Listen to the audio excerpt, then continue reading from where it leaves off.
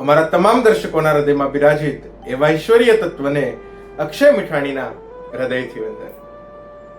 જીવનમાં દરેક માણસની ભૂલ તો થતી જ હોય છે, પણ જો આ ભૂલનો નિર્ણય બીજા દિવસે કરવામાં આવે તો કેટલો ઉપયોગી સાબિત થાય એની એક વાત કરવી છે. એક ઘરમાં નવી પરણેલી વહુ આવે છે, એટલે એના સાસુ છે એને 2-3 દિવસ જાય એટલે કહે છે કે વહુ, હું તને ઘરની બધી ચાવીઓ સોંપવા માંગુ છું, બધી જવાબદારીઓ સોંપવા માંગુ છું, પણ મારી એક શરત છે. એટલે વહુ કહે છે કે જી મમ્મી, તમારી મને બધી શરતો મંજૂર છે, પણ શરત શું છે?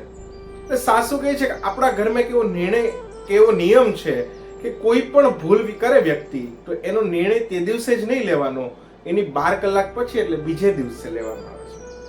વહુને થોડુંક આશ્ચર્ય થાય છે કે આવું થોડું હોય, અને વહુ છતાં હા પાડી દે છે કે કઈ વાંધો નહીં, ધીમે ધીમે હું શીખી જઈશ. ઘટના એવી બને કે 2-3 દિવસ જાય એટલે આ સસરા માટે એક ઇમ્પોર્ટ કરેલી દવા હોય કે જે ખૂબ જ મોંઘી કિંમતની હોય, લગભગ 30-35 હજારની આસપાસની કિંમતની દવા હોય, જે શીશી હોય, એ કામવાળીની બાઈથી હાથમાંથી મુકાઈ જાય છે અને આ શીશી છે એ ફૂટી જાય છે. એટલે કામવાળી બાઈ ગભરાઈ જાય છે અને ડરવા માંડે છે. સાસુ કહે છે કે કઈ વાંધો નહીં બેટા, ચિંતા કરમાં, આપણે આના ઉપર કાલે ચર્ચા કરશું. આખી રાત કામવાળી બાઈને નીંદર નથી આવતી, કંઈક શેઠાણી મારો પગાર કાપી લેશે તો. વહુને પણ હવે જોવું હતું કે સાસુ શું નિર્ણય લે છે. સાસુ છે બીજે દિવસે સવારમાં કામવાળી બાઈ આવે છે એટલે કામવાળી બાઈ છે એ સીધી એને ભેટી જાય છે. ત્યારે સાસુ કહે છે કે જો, ભૂલ દરેકથી થાય. એક વસ્તુ એવી ભૂલ હોય કે જે આપણે ચાઈને કરી હોય અને એક આપણી બેદરકારીના કારણે થઈ હોય. તો આ તારી બેદરકારી કે તારી ભૂલ પડી ગઈ કે ઉતાવળ હતી એના કારણે થઈ છે, હું તને માફ કરું છું, એમાં ચિંતા કરવા. અને કામવાળી બાઈ છે એ એમના સાસુને ગળે લગાડી લે છે. વહુને પણ આશ્ચર્ય થયું કે આ બહુ સારી વસ્તુ છે, કારણ કે જ્યારે કોઈ પણ માણસ ભૂલ કરે ને આપણે જોને ઠપકો આપીએ ને તો એ તો એમાં સુધારો લાવે, પણ એ થોડી ક્ષણો માટેનો જ હોય છે, કદાચ 1-2 દિવસ માટેનો જ હોય છે. પણ જો એને પ્રેમથી સમજાવવામાં આવે તો એ માણસમાં જીવનભરનો સુધારો આવી શકતો હોય છે. થોડો ટાઈમ જાય એટલે વહુથી સસરાની જે શાલ હતી કે જેના પિતાની નિશાની તરીકે ગણતા હતા, એ શાલ છે વોશિંગ મશીનમાં ધોવાઈ જાય છે ઊનની, અને એના કારણે શાલ છે આખી બગડી જાય છે. ઊનની શાલ હતી એટલે વહુને હવે ડર લાગવા માંડ્યો.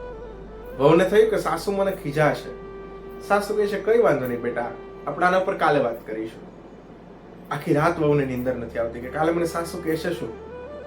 બીજે દિવસે સવારે સાસુ આવે છે અને વહુ પ્રેમથી એને ગળે લગાડી લે છે અને કહે છે કે બેટા, તે જાણી જોઈને ભૂલ નથી કરી. તારો તો ભાવ સારો હતો કે કપડાં ધોવાઈ જાય છે તો વોશિંગ મશીનમાં નાખી દીધી, પણ તારાથી આ ભૂલ થઈ છે, હવે બીજી વાર ધ્યાન રાખજે. વહુને પણ રડવું આવી જાય છે અને પોતાની સાસુ પાસેથી બહુ મોટી શીખ લે છે. અને હવે આ સલાહ જે હતી એ સાચી ઉપયોગી થવાની હતી, કારણ કે આ વહુનો પતિ છે એ ઘરે રાત્રે આવે છે ઓફિસેથી અને ઘરમાં કોઈ સાથે બરાબર વાત કરતો નથી અને ઉગ્રતાથી બધા પર ગુસ્સો કરે છે. બધા ઉપર ગુસ્સો કરે એટલે વહુને ખોટું લાગ્યું, થોડુંક મોઢું નિમાણું થઈ ગયું. એટલે સાસુ પૂછે છે કેમ છું બેટા? તો કે આજે તમારા દીકરાએ મારી સાથે સરખી રીતે વાત ન કરી, મને ગુસ્સો આવે છે. ત્યારે સાસુ પૂછે છે કે નિર્ણય આજે કરવો છે કે કાલ ઉપર છોડી દેવો છે? વહુ કહે છે કે મમ્મી, તમે કર્યું છે એમ દર વખતે કાલે રાખીએ. આખી રાત જાય અને સવારમાં આ દીકરો છે એ પોતાની પત્નીની માફી માંગે છે કે કાલે મારી કંપનીમાં મારા કારણે બહુ મોટું નુકસાન ગયું અને એના કારણે હું ટેન્શનમાં હતો અને મારાથી ગુસ્સો થઈ ગયો, મને માફ કરી દેજે.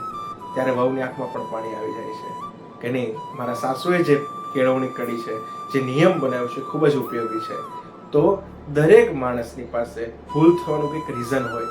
જ્યારે કોઈ વ્યક્તિ ભૂલ કરે તો એને દોષી ઠેરાવવાને બદલે પેલા એની જગ્યાએ આપણે પોતાને રાખવી જોઈએ કે એને કયા કારણે આ ભૂલ થઈ છે, એને ચાઈને કરી છે કે ભૂલથી ઉતાવળમાં કોઈ ચિંતામાં થયું છે, એ જાણવાનો પ્રયાસ કરીએ તો એ વ્યક્તિમાં આજીવન સુધારો આવશે અને એને આપણા પ્રત્યે રિસ્પેક્ટ પણ બની રહેશે. આ વિચાર સાથે અક્ષય મીઠાણીના જય સિયારામ.